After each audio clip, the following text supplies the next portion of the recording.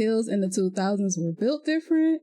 Let's watch. Triple H, 2000 to 2006. Triple H's reputation as the game had already made him one of the most notorious characters in WWE or WWF history. What made Triple H such a good heel was his attention to detail. Yes, at the end of the day, some people were fed up with his constant title reigns, but as a character, very few had the heel character down as well as the game. It was almost unfair.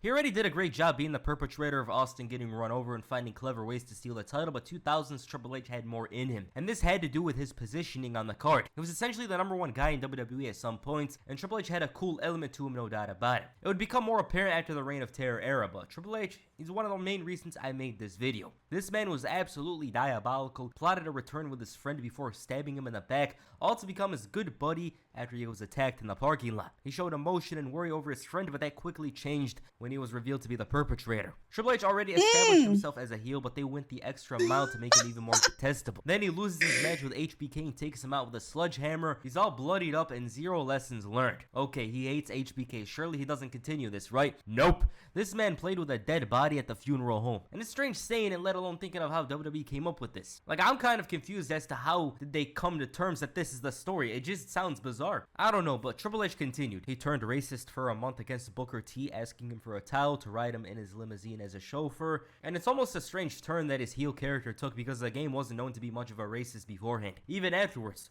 with Evolution by his side, Triple H's behavior continued to develop. He put a bounty on Goldberg's head, which resulted in attempted murder, many attacks, and of course his ankle being shattered by Batista. It gave Triple H a different depth to the other heels in the sense of, hey, I'm not gonna try killing him myself, I have money for that. Other heels would do it themselves. So he was shown to have a much more calculated view of how to reach his goals. Eugene was hated by most of the heels on the roster. They didn't like him, didn't want anything to do with him, even Evolution. But Triple H found a way to use him, and it was all about the coveted World Heavyweight Championship. Since Eugene was a big fan of Triple H, even stunning The Rock in this revelation, the game became his friend. It's for ulterior motives, of course, because 2004 Triple H was more selfish than prime Kobe Bryant on the court, and the amount of effort put into this charade was ridiculous. He could have won the title himself, jumping in fun houses, making Eugene an honorary member of Evolution, and when this month-long plan didn't come together, he obliterated him and left him a bloody heap. One of the worst beatdowns Triple H put somebody through, and that's saying something. The game took out William Regal in his hotel room and had this huge sense of pride after committing these actions. Like that image of Triple H standing in front of the mirror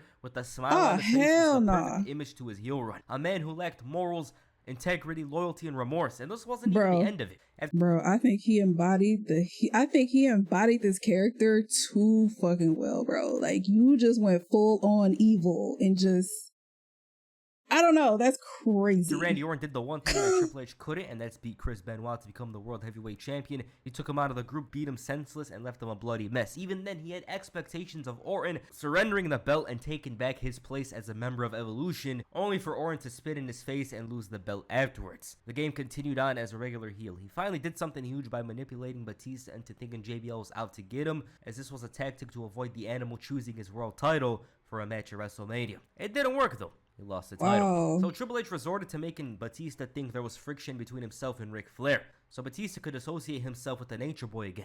But this was an elaborate setup to annihilate Batista and challenge him to a Hell in a Cell match. He lost and disappeared for a bit.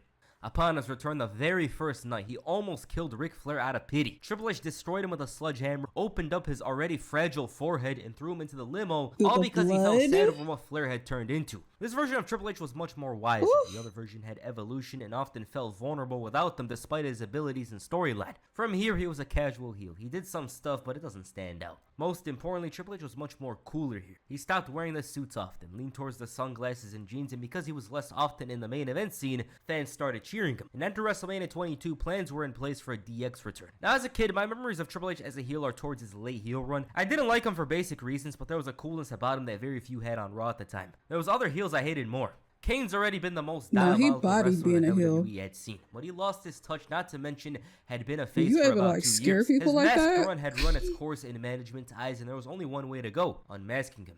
And this resulted in Kane being his most dominant and most dangerous since 1998, I'd say. It really gives off shades of his run towards WrestleMania 14 in the sense of you didn't know what he would do on a weekly basis, and that's a very hard thing to do, because number one, the fans have to be interested in the talent, and two, they have to have a certain legitness about them. Kane, within his first month, tried to burn RVD, burned JR, tombstoned Linda McMahon, and chokeslammed Eric Bischoff off the stage. This guy was going all out and felt like a movie villain with the way they were booking him. Then proceeds to electrocute Shane's balls because, I don't know. He could have thrown him into the fire, returning the favor, but it was bizarre. This feud was very back and forth with this, but right afterwards, he buried his own brother alive because he became one of the people. So he lost his edge. Kane's activities were mostly toned down until there was that story with Lita where he stalked her and she ended up pregnant. You fill in the dots. And ironically, this story was used as a catalyst to turn Kane face. WWE is smoking on the finest crack with this one. Like, how the fuck do you turn a vapist into a good guy in 3 months? But yeah, Kane's heel run was like a bright star that quickly runs out. He reverted to being a face again from here right up until 2008. His heel run here wasn't much, other than of course him stalking Rey Mysterio and Kelly. He did kidnap Ranjin Singh, but this was nothing compared to 2003-04 Kane. Kurt Angle's wrestling ability had made him into a legend of the game already 4 years into his WWE run. We don't say that often. Once Angle reverted to being a heel in early 2004, his motives were deceiving as Angle had proclaimed himself to be an American hero and a role model for the kids to strive for. His actions contradicted every single claim he made. Why? First of all, Angle took up the role of SmackDown General Manager. His role is to be unbiased and provide opportunities, but instead, he turned the show upside down, made Eddie Guerrero's life a living hell, screwed John Cena out of the United States Championship over an accident, and of course his deep hatred for him. Angle was a fraud that posed as a noble man, and to top it all off, he cost Eddie Guerrero the title and in turn, exposed himself as healthy. But this was nothing. Angle from here on made demons look like angels. He shot Big Show with the tranquilizer dart and shaved his head, threatened Joy and eventually used her to get under Big Show's skin, and of course decimated Shawn Michaels just to challenge him to a match at WrestleMania 21. And the victory at the show should have mellowed him out, but no, this man turned into a predator to fulfill his fantasies and straight up said he wanted to have bestiality sex with Booker T's wife. This man lost applause long ago, but it was a weird time. It was a weird time for Kurt Angle, and this was all done just so the fans couldn't cheer him. Because somebody with Kurt Angle's abilities, heel or face, is gonna be loved. He goes to Raw, curses out the troops, and in an effort to show that he could get cheered, said he's not a fan of the black people. That's literally how he said it. It was crazy what they were doing with him, because if they let go just a little, he was gonna get cheered. But yeah, Kurt Angle is one of the most insane heels from this era of WWE, and that's saying something. This guy was a predator, he was a detestable human being, everything, and they did all of this just to get him booed. It was so tough for Kurt Angle. Bradshaw's career trajectory is a very him strange becoming one. the GM just like exposed the true him. Ron Simmons to become one of the most entertaining tag teams and I also feel like too the reason why he was his time runs out and it because seems like he's heading towards retirement, but a huge opportunity opens with the departure of Brock Lesnar his hair cut and the off. injuries to the likes of the Big Show and Kurt Angle. Enter JBL. JBL was an extension of Bradshaw's real life. He was an investor, a successful one at that, and WWE constructed a new character for him relating to that. John Bradshaw Layfield was his new name. A successful businessman who left Texas for New York City and in turn became the very thing that his old character, the APA, would despise. A suit-wearing egomaniac who loved hearing the sound of his voice. And compared to other heels, JBL wasn't as diabolical or flat-out evil. It was more grounded, and his immoral actions had this cleanness to them compared to the likes of Triple H and Kurt Angle. It was a standout character trait and showed that even his actions in the squared circle were white-collar. Yes, he attacked his opponents, but he never usually left them bloody. He went to the US-Mexico border and went after some immigrants hopping the border. It's almost a crazy segment now. You wouldn't see this on national TV, but WWE in 2004 was wild. The Undertaker was a tough opponent, so he enlisted the help of Gangrel and Viscera, and his cabinet cleaned up any problems that came his way. The real standout to JBL as a heel were his promos. He had this unusual contempt for the crowd and guys like John Cena and Rey Mysterio that you almost believe it's real. This man didn't have a single t-shirt. Now, I don't think anyone would have bought a JBL shirt anyways, but it goes to show that he was dedicated to simply being hated. No flashes of, hey, he's pretty cool. Just business and pure hatred. I hated JBL. This man was so unlikable. It would always pop up when you least expect it. He had a big problem with the country of Mexico, and that would show in his feuds with Eddie Guerrero and Rey Mysterio. This man told Rey straight to his face, "You're not a dog, you're a Mexican." Brought out Kane on May 19th of all days to face Rey Mysterio, and once he quit, he went to commentary where he'd endlessly bully other wrestlers. Upon his return to the squared circle, he was still the same guy. Forced Shawn Michaels to become his assistant and made his life a living hell before retiring. JBL was committed to the job. I heard he bullied another commentator and made him do quit whatever it takes to be hated, and he went the extra mile every single time because that was his job. Nobody ever said JBL was cool. That's not yeah, a he was cool in story. 2001, but as his cowboy hat suit wearing almost politician figure, nobody said that. Edge's injury in 2003 changed the trajectory of his career entirely. Without that injury, a lot would be different. Not only in Edge's career, but the entire complexion of WWE. He came back significantly different and didn't have much support from the crowd. He lacked that fire he had in 2002, not to mention it was much slower in ring. So something had to give. And right when he turned heel, there was the whole lead on Matt Hardy situation, which gave him a lot of heat and hatred from the fans. And in turn, he He used this fire to build momentum and become the Rated R superstar. As the Rated R superstar, Edge saw no boundary he'd pass if it would give him the WWE Championship. He didn't care what others thought. Lita, he'd pander to anybody if they could help him as a mere tag team partner. Snitsky, Big Show, even Vince. It was crazy. And what's even crazier is that this was the early parts to Rated R Edge. This character would develop more and turn into the most intelligent wrestler in the entire WWE. Edge was banging Lita in the middle of the ring, destroying his opponents with a concerto. There was this pinfall, slapped John Cena's dad in his own house, and he bent the rules like no other person in this video. DQs to save the title. Brass Knuckles even claimed that he didn't want to wrestle in Arizona because they were the last state to recognize Martin Luther King Day. This man was world class in excuses. He convinced Mr. Kennedy to put his Money in the Bank briefcase on the line that no one wants to come, which was a cheap shot, a cheap attack, and he's the holder of the briefcase. Makes good on the opportunity to become the champion on SmackDown. Edge found a lot of comfort as the champion on SmackDown as he managed to get with Vicky Guerrero and even married her, all for his own interest. This guy would pull out some bizarre thing and always end up on top. He returns and gets a title shot during a title match and it works in his favor. Why? Because he's Edge, the ultimate opportunist. My most hated heel. This man ruined John Cena's life, cashed in on The Undertaker, and continuously screwed Batista out of the title. And once he saw this Vicky Guerrero thing growing thin, he divorced her and said he never liked her. Ironically, this was the most cheered he had been in about 5 years. There's very few that matched Edge as a heel. He was probably the coolest out of all these guys because of his style and vibe, which should work against him, of course. But he made it work because he had plenty of inspiration from the likes of Roddy Piper, the Matt Hardy incident, and the booking. He was always a coward that relied on unethical means to win the title. Hell, this man found 2 lookalikes to help him distract The Undertaker and Batista just to win the title.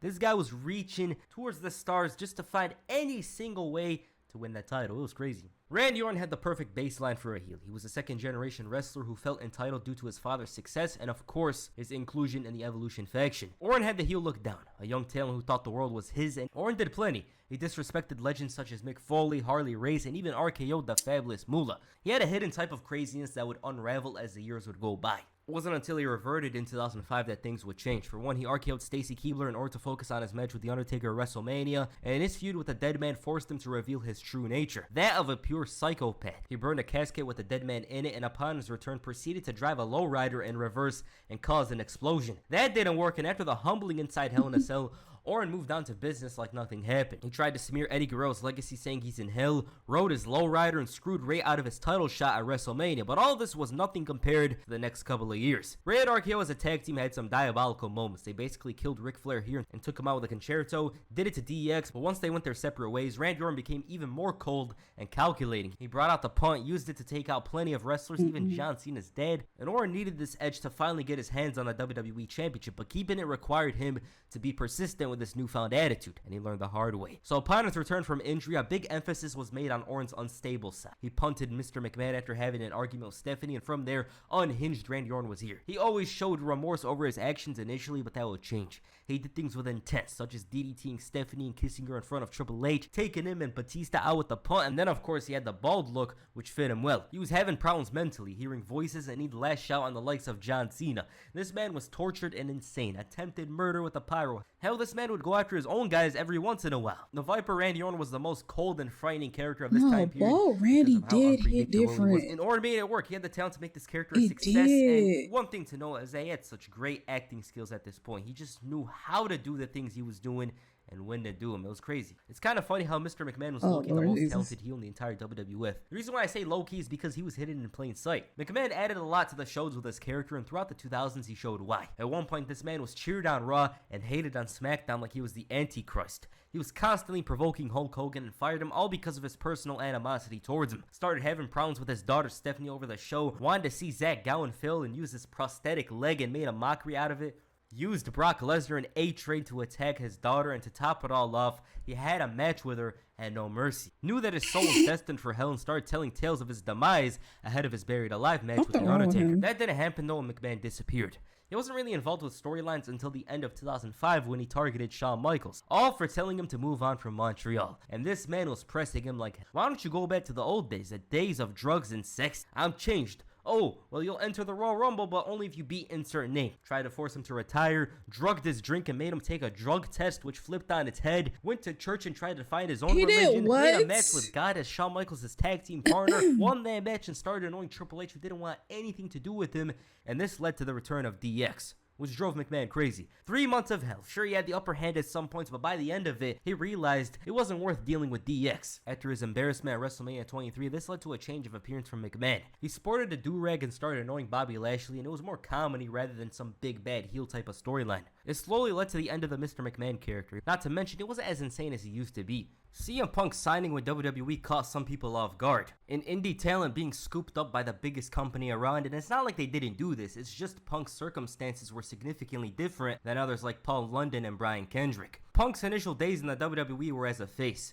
It wasn't until 2009 that he took the role of a heel. Punk was the direct opposite of what Jeff Hardy was all about, and it wasn't even hard for him to get booed. It's Jeff Hardy in the year 2009. 2009 Jeff Hardy is like 2009 Lil Wayne. This guy was number one, but despite this, the Second City Saint went off the deep end with this new heel character and was so desperate to not only be hated, but to be considered the devil of WWE. Because of how much love Jeff Hardy had at the time and his own touch, it stood out. He was snarky, held himself to a higher esteem than the fans, and the difference to Punk with other heels was that he wouldn't be like, you guys are nothing. He would go on about personal life choices such as being sober, and these rants got him even more heat. Best of all, he got rid of Jeff Hardy and dropped him with the belt after his goodbye speech. This man was absolute. He even disguised himself as Hardy the following week, devastating some of the fans. Punk's status on the card fell a bit, but it allowed him to create what was known as the Straight Edge Society. Members had to completely devote themselves to Punk and abstain from drugs and alcohol. Punk had some heat, but the whole thing never developed to a story that would rival his feud with Jeff Hardy. I always thought there was a potential world title story there, but it is what it is. Luke Gallows, Serena shaved their heads, and Punk was all enjoying himself, growing this big beard.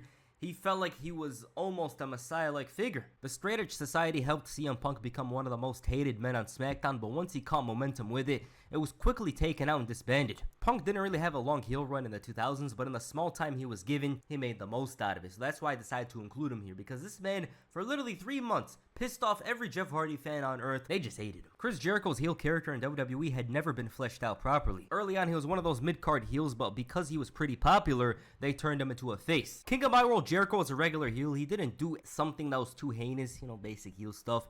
He was leaning towards comedy at times. 2005 had some moments where he was brutal with John Cena, but his real standout was 2008. Jericho transformed himself into a very composed and calm heel. He stood out easily because, for one, he shed any mention of his Y2J persona and re-established himself despite not needing to. He needed to, though, because it was the only way he touched the main event scene. Chris Jericho was the deepest heel out there, and WWE knew this. He wasn't the most violent and cruel, but he stood out because technically everything he was saying was true. It's just he was the wrong messenger. Jericho, compared to the rest here, looks pretty clean. I added him here because he was the most unique and had a big interest in remaining in character outside of the arena. You ask most people, the best character of WWE in 2008, or the best heel, they're gonna say Chris Jericho. He just did some amazing work that year. In 2009, he was great as well. 2010 and onwards. And he was right most of the time, but just because he was a heel, that made him wrong. Now, these guys weren't mentioned outright, but their actions certainly stood out. Heidenreich tried to destroy The Undertaker, crashing a car into him. That whole Michael Cole incident, which was crazy. Sean O'Haire was very different to others because instead of doing these actions, he led others to that direction. Big Show swung a stretcher, bound Rey Mysterio.